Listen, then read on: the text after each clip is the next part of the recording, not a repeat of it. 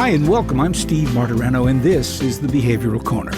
You're invited to hang with us as we discuss the ways we live today, the choices we make, the things we do, and how they affect our health and well-being. So you're on the corner, the Behavioral Corner. Please hang around a while. Hi, everybody. Welcome again to the Behavioral Corner. It's me, Steve Martorano, your host and guide, as we hang here and wait for interesting people who can inform and instruct us on all kinds of things. The Behavioral Corner is a podcast about everything, because everything affects our behavioral health. Made possible, incidentally, by the great partners we have as underwriters, and that's Retreat Behavioral Health. They not only keep the lights going on here, but very often they will avail us of their people, their expert people in this field of both mental health treatment and substance abuse treatment. I remind you, I haven't done this often enough. I was just with Peter Shore last week, who's the founder and CEO of Retreat, and he, without hesitation, he always reminds me, or he was reminding someone else in my presence. We wanted to get involved in this because not so much because it's an infomercial, which it is not, but because it's informational, which we hope it is. So we do have somebody from Retreat with us, and I'll introduce Alysha in just a second. But first, to tell you what this is about this time on the corner. We've talked about substance abuse disorder endlessly, many times here in the program, and we have often talked about treatment in its myriad forms. And we have talked about what gets you there. How do you get there? How do you get to treatment? Two recent newspaper articles in the New York Times struck my interest because they came practically on top of each other, and they were about the issue of how do you get somebody into treatment. I mean, that's the first step, get them into treatment. How do you do that? And one was from a father's point of view. His guest essay centered on his son's struggle. The father at various points felt that his son wasn't going to get to a bottom. He was going to die before he got to treatment. And he wondered in the essay whether or not we as a society need more options, and one of which was mandatory treatment. Now, there are some situations where that is the case, but he was saying in a broader term, go in, find somebody, sweep them off the streets and put them in a facility, a mandatory treatment, forced treatment. The other article, which was diametrically opposite of that, by a good friend of the program by the name of Maya Zalowitz, who covers substance abuse issues and mental health issues, and the title of her article, which we needn't go into because it says it in the title, Why Forced Addiction Treatment Fails. Okay, so there's our dichotomy. Good idea, bad idea, effective, not effective. That's what we're going to be talking about on the corner today. And we have a great person who has a wonderful perspective on this. Alysha Gingrich is a primary therapist with Retreat Behavioral Health. And she is also someone who has had her struggles with substance abuse issues. And she is obviously in long-term recovery. So she's going to give us the perspective from been there, done that, and now how that experience and this idea of how do you get people to treatment has been shaped by her experience. Boy, do I take a long time to introduce people. I apologize. Alysha, thanks for joining us on the Behavioral Corner. Yeah, no, thanks for having me. Let's talk about you before we get into this issue of can you lead a horse to water and force them to drink, which is probably the simplest way to think about this. Tell us a little bit about yourself. I was raised in Lebanon, Pennsylvania. Good family, right? My father was a police officer. My mother was a bartender. My mom did plenty of jobs, and I have a younger sister. So I grew up with like really close family, right? Really close knit family. And at the age of 4 was when sports was my life. I was gung-ho set on being the first woman to play professional baseball until I found out they already did that back in the war days when the men had to go to war. And I saw the movie A League of Their Own and was like, man, well, I still want to do that. So, grew up very much surrounded with the values that come with sports, teamwork, dedication, very competitive. And Yeah, I would like to say it was what you'd call maybe, I guess, a normal childhood. Yeah. Dad's a Um, cop. Dad was a cop, huh? Dad was a police officer, to throw his credentials out there, which actually make it a little bit funnier, but I don't think he finds it funny. No, no. He was a dare officer, say no to drugs. And He had a was. SWAT team. He used to go to the schools and do the DARE program. Yep. Wow. He Okay. used to, Yeah. So yep. anyway, you talk about a perfect storm. I mean, and I guess it's fair to say was not exactly the way he thought his daughter was going to turn out, right?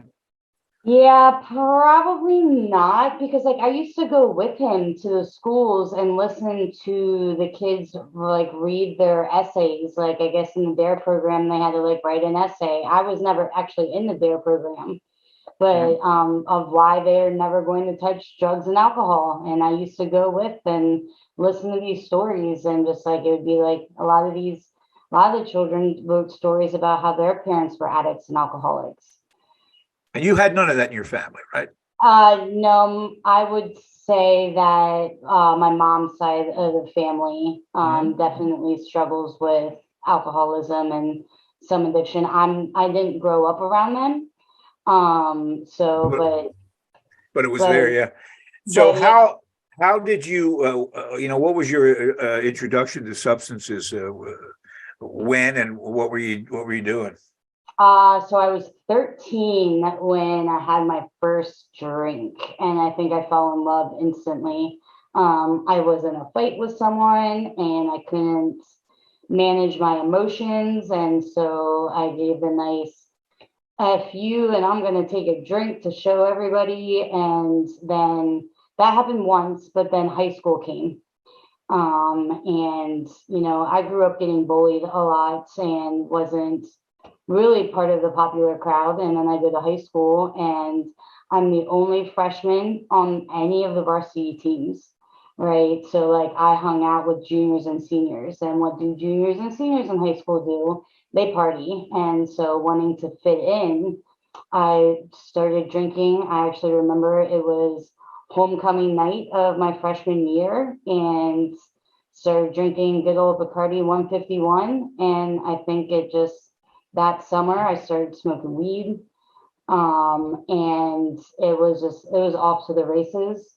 By the Mhm. time I was a junior in high school, I was I was addicted to very highly addicted to alcohol and marijuana. I started getting into cocaine, started getting into ecstasy.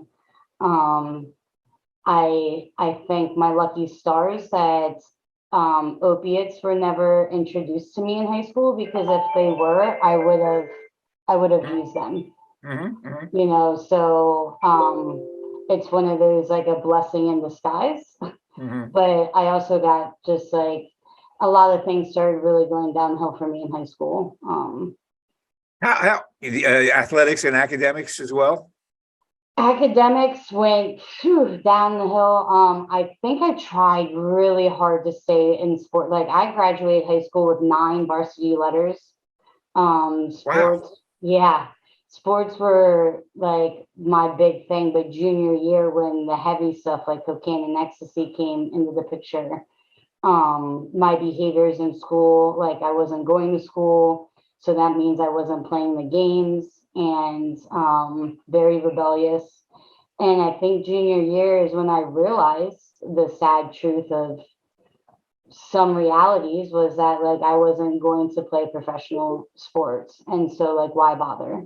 You So know? you weren't looking for you weren't looking for a Division I scholarship. You were looking to go to the pros, huh? In some sport. Yeah, yeah. And I remember like I was an all-star catcher. I was probably one of the best catchers that came from my high school. I could have went to D1 softball and I Messed it up. wasn't I just yeah. Wow. See, I'm sorry. Back up to your siblings. You had siblings. What were boys or I have a girls? younger sister. She's 4 years younger than I am. Okay, so it's not like you grew up amongst a bunch of boys. And where did all your athleticism come from? Who's the athlete, and where's that gene come from? I mean, my family's very competitive, Mhm. right? So like family picnics, like you're not playing cornhole or anything without putting $5 on the table. Yeah, I And know there's that. I know that family. I know that family. lots of smack talking, right? And so my dad was a soccer player in high school, but like it Yeah, wasn't but like, you were an elite athlete. It sounds like you were at the top of your game. Uh, Certainly in your high school, probably in the state, right? yeah, and at least in the district, I was getting awards. I mean, the only sport that like I will openly admit that I was not good at was basketball. um, Really? but like I played soccer, I played baseball, I played softball, I played field hockey, I did tennis, I did cheerleading for a year, softball, I think I mentioned, but like yeah, I just fell in love with baseball, and Yeah. so You wanted, but yeah, that way you pick the sport that's toughest for women to. I don't even know that there is a women's professional baseball team. I'm sure there is. Um, well, so when I was 12, I tried out for like the teener baseball team, and the coach after tryouts looked at me and he goes, "You're better than almost all the guys." And I was like, "Awesome." He goes, "But like I'm not going to play you over the guys. Like you have to go play softball." oh, you tried out for the boys' baseball team, and he Mhm. said you were good enough to play, but he couldn't put you on the team with boys. He said that he couldn't play me over some of the boys because the parents Right. were upset. Parents, or you bet the parents would have gotten upset. What do you suppose? How did you get along with the other guys? Were they intimidated by how good you were? Yes, very much so. I have yeah, I mean, I've always been like good friends with guys more than girls until high Yeah, school, really. yeah, yeah. But yeah, I have a big mouth, so like I talk a lot of smack, and How um can I ask you how old you are? I want to find out how long ago this occurred. I'm 30. I just turned 35 this month. Well, congratulations. So we're talking about uh 20 years ago, almost 20 years ago, when you're 15, 16, 17, you're an elite athlete and you're drinking and doing drugs. You're not the first elite athlete we've had on the program who went down this road. We had a couple of women who have called and similar thing. The context of the team, which most people think isolates people from temptations, can really be an accelerator because everybody's so tight and it's a little group. When you began using heavily and it became a problem, were you still doing the drugs in the context of the team, or had you moved on to a different crowd? Well, my crowd still were the athletes, like the athletes at my school. Our crew, definitely all kind of used, but like we had this like odd, and like looking back on it, I don't understand it, but like we still had like this like high motivation to just like be so good at the sports that it was like, we were weekend warriors, Yeah. right? Well, you again, I've heard this story before. You were unfortunately high functioning substance abusers. You know, that's a curse. Because as if it doesn't interfere with the things that you really care about, you're going to keep using. Oh, for Uh, sure. right. Well, it's amazing. So let's, I say that all stories of substance abuse and treatment and recovery are the same, except they're different. Let's talk about when you first recognized I have a problem. I mean, I got to do something about this. Or was that a realization imposed upon you by, for instance, law?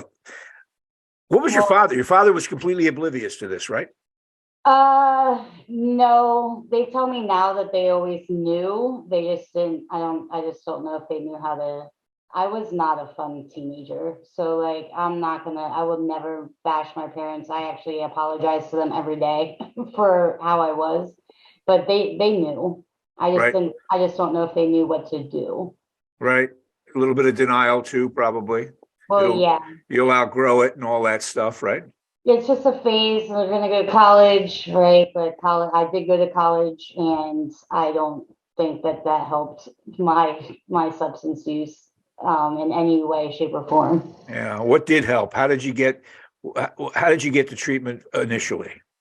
So, I did have a DUI when I was 22, and I was mandated to go to an outpatient program and individual substance use counseling.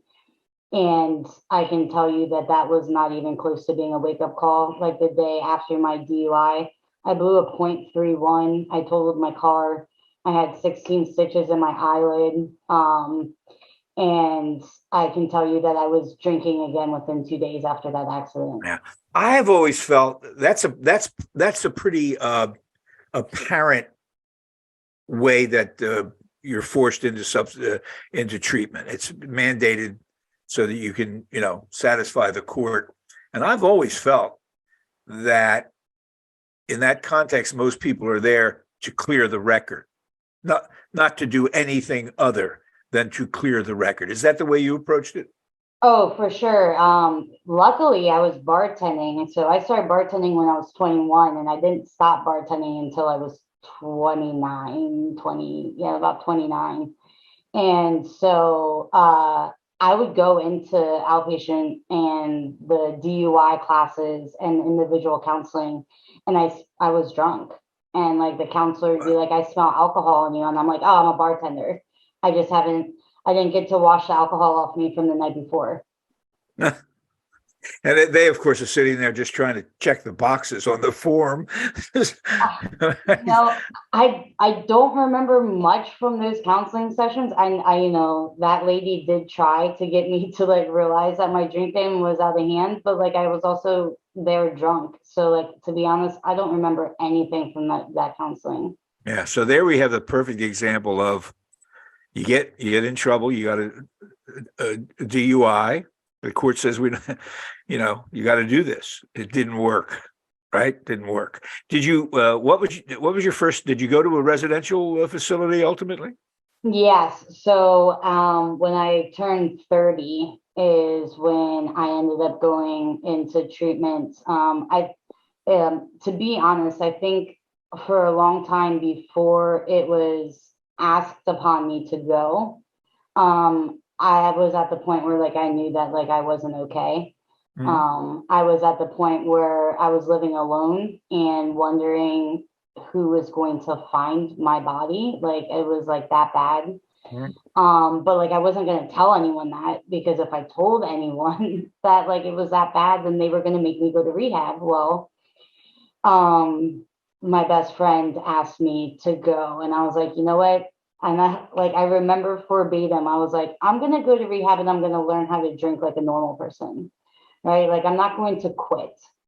So I ended up going into inpatient in 2000, April 17th of 2018. I went to Lake Deer Run in Lebanon. Mhm. And you say you went there at the urging of your friend. Yeah, yeah. Yeah, yeah. And so that's not. I mean, that's not being imposed upon you. There was no ultimatum. Do this or else.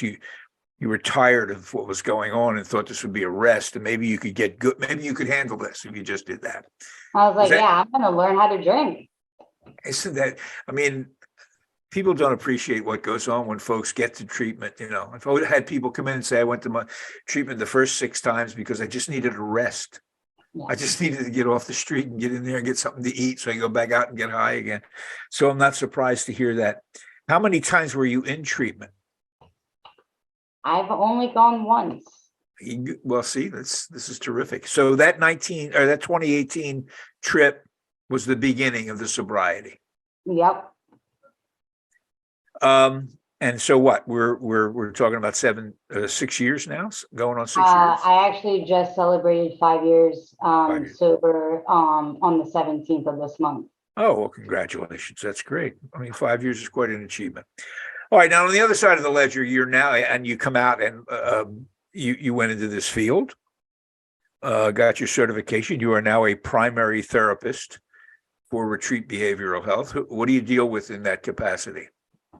So what I do as a primary is I get a caseload of about 8, 9, at the most, maybe 10 individuals that are in treatment with a primary diagnosis of substance use disorder. Mhm. They, as most individuals, they also have secondary mental health diagnoses as well, but their primary is substance use disorder. So, Yeah.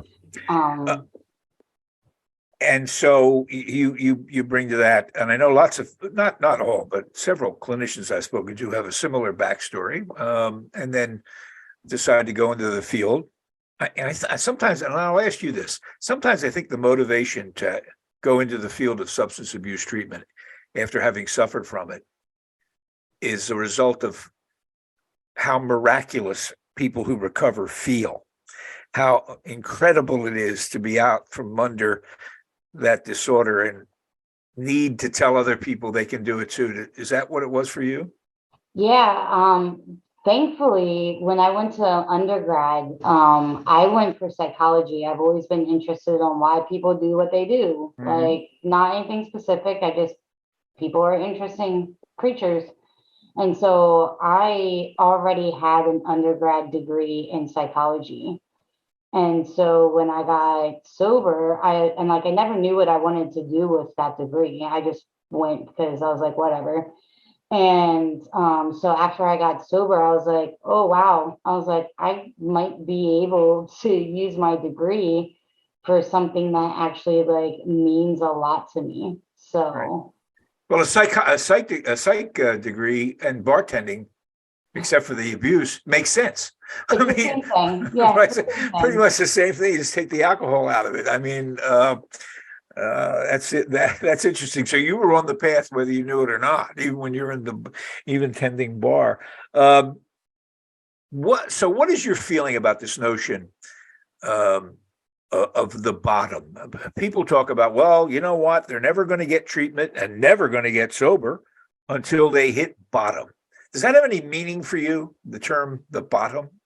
So I really believe that the bottom for any addict or alcoholic is death. And so when I hear individuals or other just anybody just say like, oh, well, they just need to hit bottom, I'm like, no, because like bottom is 6 feet under, like they can't survive at bottom. And also like through my personal experience and also through the stories that I've heard in the rooms and in in treatment is that what people think should be someone's bottom is never that, right? Like my DUI, where like I totaled the car, like I should have lost my eye.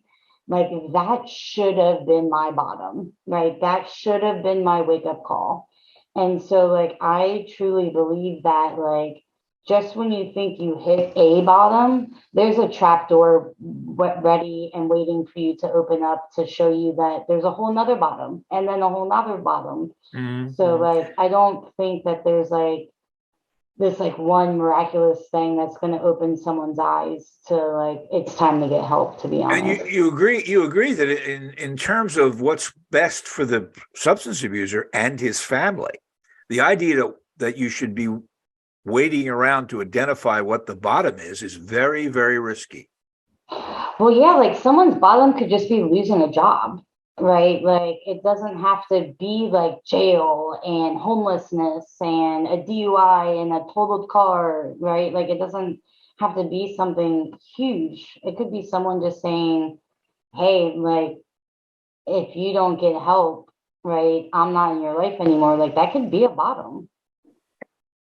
I felt similarly about that. It sounds like something that the general media would toss around. Certainly, motion pictures and fiction creates an image of the bottom, this desperate place you have to be before you'll get help. And then the experience is vastly different. I agree with you though that waiting for the bottom is a scary thing. Now you treat people all the time, and they are there. Retreat is not a psych hospital. No one's there against their will.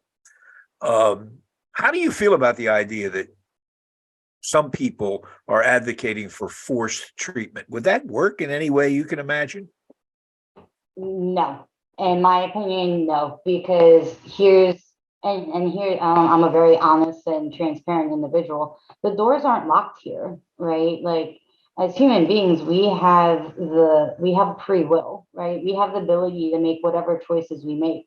So you could get someone in the door, right? You can get someone to maybe like answer the intake questions, right? But the minute they have the opportunity to use a cell phone or a landline and want to leave, they can call and leave. Like they can walk down this hill, right? And so, I mean, could it possibly work to just to get them in the door? Maybe, but like what's keeping them here, Yeah, right? yeah. Yeah, I mean, there are plenty of people who are getting, I guess, I shouldn't say plenty, but there are people who are getting substance abuse treatment who are incarcerated, but they're not there to get the treatment. They're there because they broke some law. And by the way, you can be treated for substance abuse here. They may benefit from it. But the idea that you could coerce somebody into uh, believing they need treatment is kind of crazy, right? Yeah. I mean, you said it perfectly. When your girlfriend said you got to go get help, you thought, well, good, I'll go learn to drink. I'll learn to handle it, Um, so, I mean, I wonder why. Well, I guess in the final analysis, and we should sort of sum up on this. This notion of mandatory treatment, I think, comes out of not so much the substance abusers, who I think if we took a poll would agree with you and me that it's not, you can't do it. But it does come out of, my guess, the family and loved ones of someone who's in trouble using drugs or alcohol. They're desperate and they dread the phone call in the middle of the night. Your daughter's in an automobile accident, your son's dead, whatever. What do you tell them about if they were to come to you and say, I got to get him, or I got to get him in the treatment? What do you say to them? How do you counsel them? You know, it's not, that's probably communicating with families about that is one of the hardest parts of my job. Because at the end of the day, all I can tell them is that, like, let them know their resources, right? Like, when you are ready, this is the support you're going to get.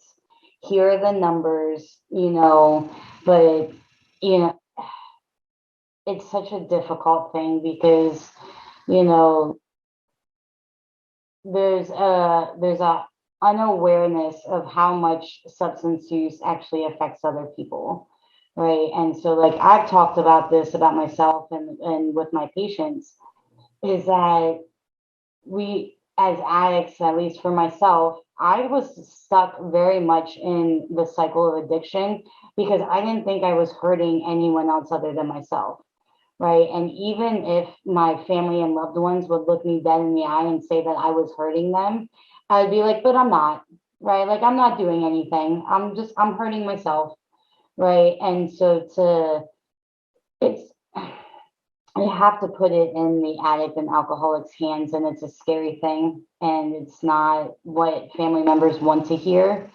But at least like the ability to let the addict and the alcoholic know that like there is support, Mhm. there's no judgment, there's no shame, right? And here are the numbers that we can call together, Yeah. right? But one of the biggest things that drives people away from wanting to get help is judgment and shame.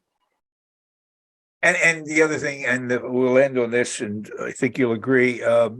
People one way or another, people have to get to sobriety under their own power.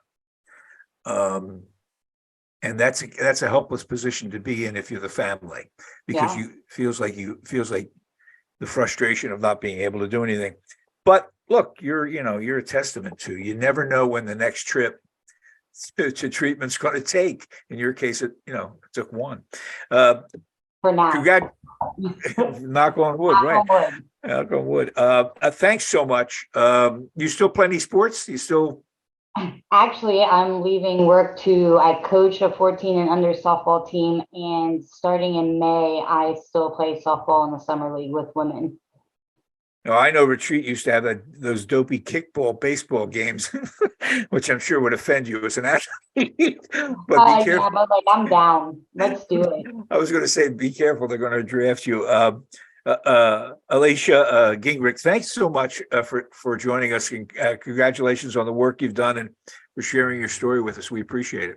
Yeah, no, thank you so much for having me. I could talk about sobriety and recovery all day. Actually, Terrific. That's what you do, as a matter of fact. Thank you guys as well. Look for us wherever podcasts are being hawked. And when you find us, push the subscription button. We appreciate it. See you next time on the Behavioral Corner. Bye-bye. Retreat Behavioral Health has proudly been serving the community for over 10 years. Here at Retreat, we believe in the power of connection and quality care. We offer comprehensive, holistic, and compassionate treatment from industry-leading experts. Call 855-802-6600 or visit us at www.retreatbehavioralhealth.com to begin your journey today.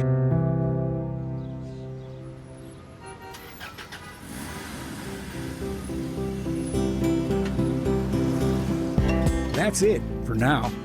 And make us a habit, hanging out at the Behavioral Corner. And when we're not hanging, follow us on Facebook, Instagram, and Twitter on the Behavioral Corner.